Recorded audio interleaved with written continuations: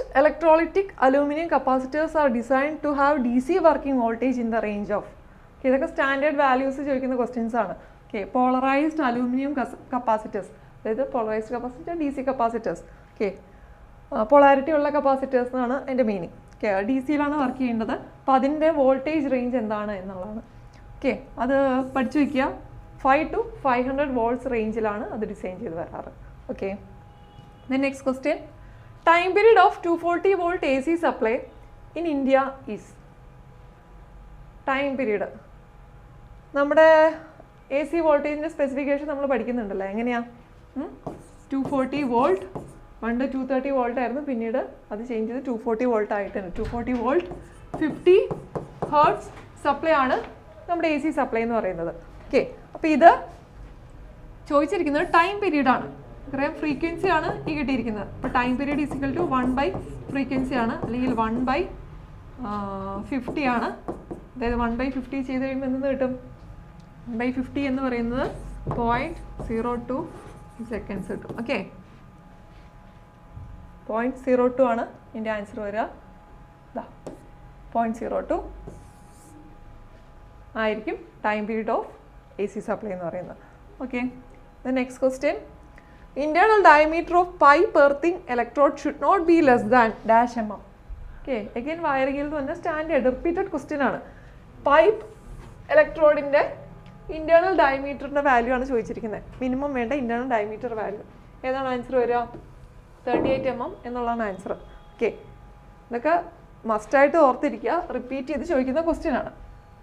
Then in PTC resistor as the temperature increases, resistance എന്ത് സംഭവിക്കും?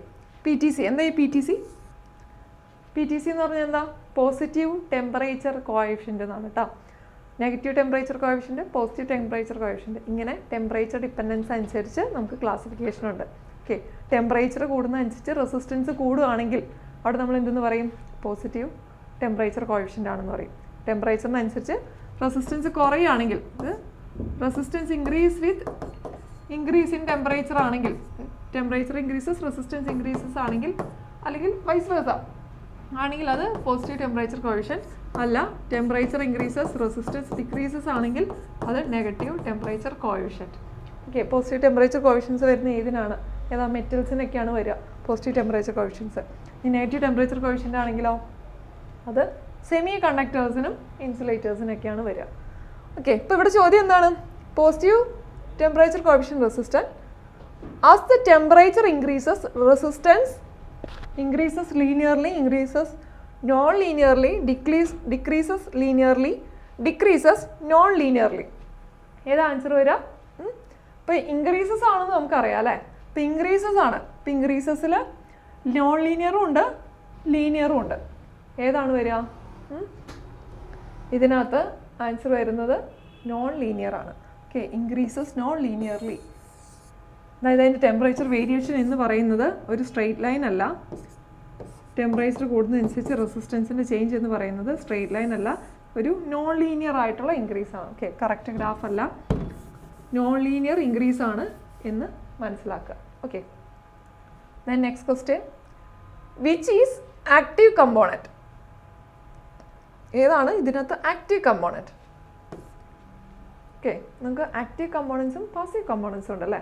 എന്താണ് തമ്മിലുള്ള വ്യത്യാസം? പാസീവ് കമ്പോണൻസ് എന്ന് പറഞ്ഞാൽ നമുക്ക് ഏതൊക്കെയാണെന്ന് അറിയാം. പാസീവ് കമ്പോണൻസ് എന്ന് പറയുന്നത് RLC.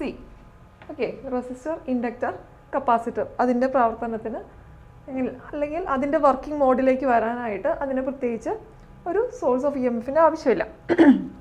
ഇനി ഇതിനകത്ത് ഏതാണ് ആക്റ്റീവ് കമ്പോണൻറ്റ്? ആക്റ്റീവ് കമ്പോണൻസ് എന്ന് പറഞ്ഞു കഴിഞ്ഞാൽ എന്താണ്? ആ എലമെൻറ്റ് വർക്കിംഗ് ആണെങ്കിൽ സം കണ്ടീഷൻസ് ഉണ്ടാവും, അതിനായിട്ട് സം എക്സ്റ്റേണൽ EMFൻ്റെ ഹെൽപ്പ് വേണ്ടി വരും. ഇപ്പോൾ ഇതിനകത്ത് ആക്റ്റീവ് കമ്പോണൻറ്റ് ഇത് സിമ്പിളായിട്ടുള്ള ഓപ്ഷനാണ്. RLC പാസീവ് കമ്പോണൻസ് ആണ് നമുക്കറിയാം. അപ്പോൾ RLC ഒഴിവാക്കിയാൽ തന്നെ നമുക്ക് ആൻസർ കിട്ടും ഡയോഡ്സ് എന്നുള്ളത്. ഓക്കെ, ഡയോഡ് എന്ന് പറഞ്ഞാൽ ഡയോഡ്, ട്രാൻസിസ്റ്റർ പോലുള്ള SCR പോലുള്ള ഡിവൈസസ് ഒക്കെ എങ്ങനെയാണ്? അതിനൊരു എക്സ്റ്റേണൽ സപ്ലൈയുടെ റിക്വയർമെൻ്റ് ഉണ്ട്. അതായത് ഡയോഡ് ഇപ്പോൾ ഫോർവേഡ് ബയാസ്ഡ് ആയാലാണ് അതിൻ്റെ വർക്കിംഗ് സ്റ്റേറ്റിലേക്ക് വരുള്ളൂ. അതുപോലെ ട്രാൻസിസ്റ്റേഴ്സ് ഒക്കെ ആണെങ്കിൽ അതിൻ്റെ ഒരു ബയാസ് വോൾട്ടേജ് സപ്ലൈ ചെയ്താലാണ് വർക്കിംഗ് ആവുള്ളൂ. അങ്ങനെയുള്ള എക്സ്റ്റേണൽ EMFൻ്റെ ഹെൽപ്പ് അത് നിങ്ങൾക്ക് വേണം വർക്ക് ചെയ്യാനായിട്ട്. ഓക്കെ.